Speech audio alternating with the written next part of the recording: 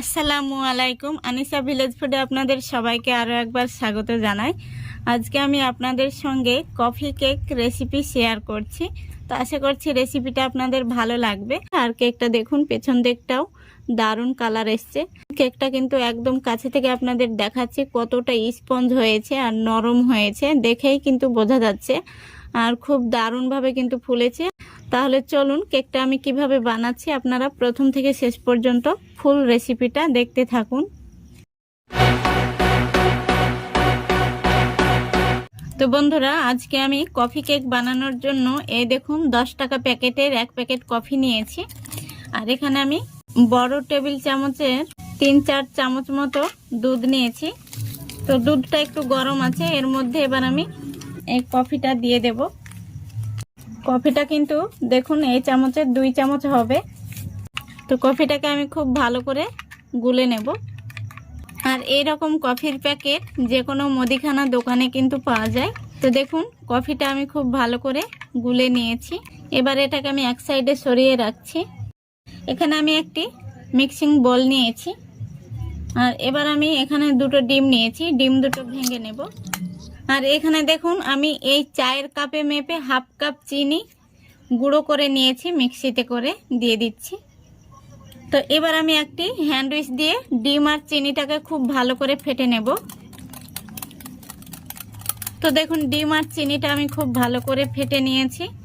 এবার আমি এর মধ্যে দিয়ে দিচ্ছি এই কাপে মেপে হাফ কাপ সাদা তেল। এবার আমি তেলটাকেও খুব ভালো করে ডিম চিনির সঙ্গে ফেটে নেব। তো দেখুন খুব ভালো করে আমি তেলটাকেও ডিম চিনির সঙ্গে মিশিয়ে নিয়েছি, এই যে দেখতেই পাচ্ছেন। এবার আমি এর মধ্যে দিয়ে দিচ্ছি একটি চালনি। আর এই কাপে মেপে নিয়েছি 1 কাপ ময়দা। তো কাপটা আমি উঁচু করেই নিয়েছি, আপনারা দেখতে পাচ্ছেন। তো ময়দাটাকে আমি চেলে নেব। এইভাবে ময়দাটাকে চেলে নিলে কেকের ব্যাটারটা অনেকটাই সফট হবে।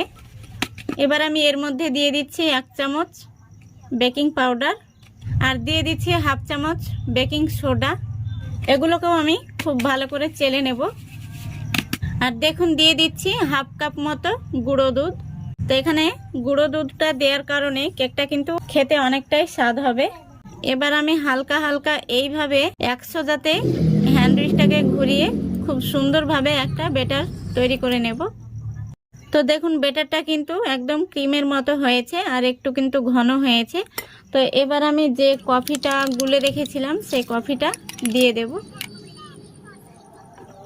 তো দেখুন ব্যাটারটা কিন্তু একটু পাতলা হয়ে গেছে। এখানে আমি আরও হাফ কাপ ময়দা অ্যাড করব। তো বন্ধুরা, ব্যাটারটা পাতলা হওয়ার কারণে আমি আরও হাফ কাপ ময়দা অ্যাড করেছি। তো বন্ধুরা দেখুন আমি খুব ভালো করে ফেটে নিয়েছি। আর এখানে আমার টোটাল 1.5 কাপ ময়দা লেগেছে। আর হাফ কাপ চিনি, হাফ কাপ সাদা তেল আর দিয়েছি 2টো ডিম।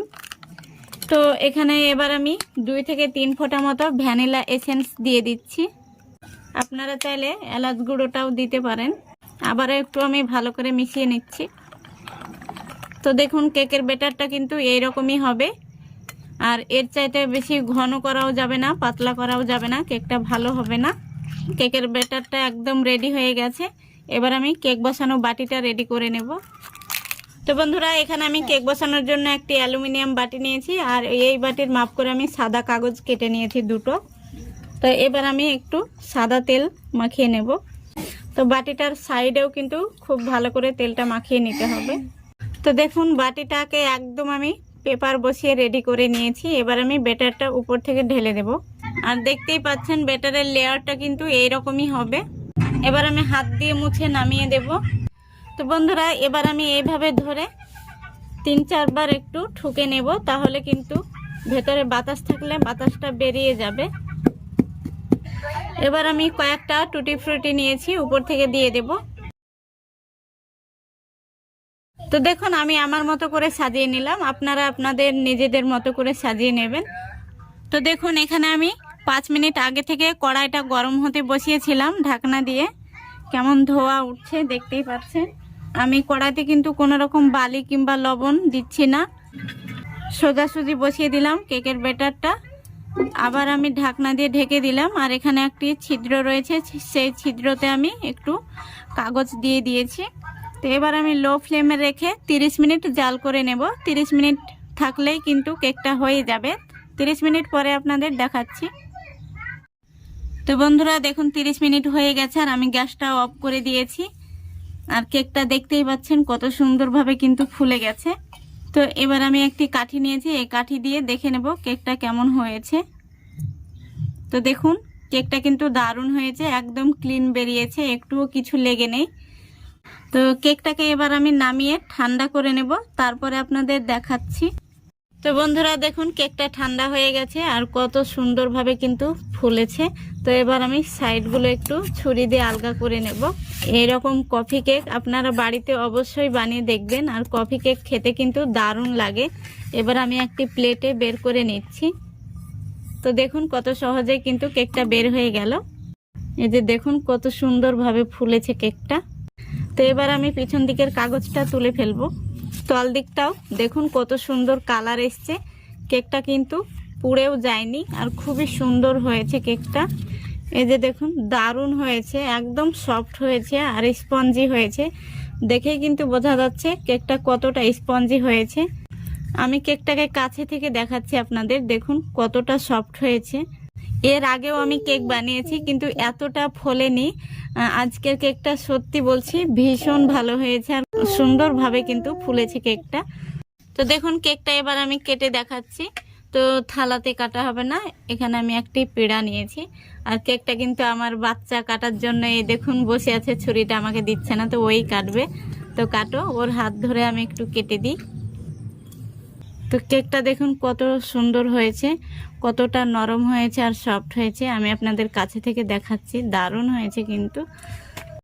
আর আমি উপরে যে টুটি ফুটি দিয়েছিলাম কয়েকটা ভেতরে ঢুকে গেছে আর কয়েকটা উপরে আছে, মানে কেকটা ফুলে গেছে অনেকটা, কেকটা ফুলেছে টুটি ফুটি গুলো সেই জন্য ভেতরে ঢুকে গেছে।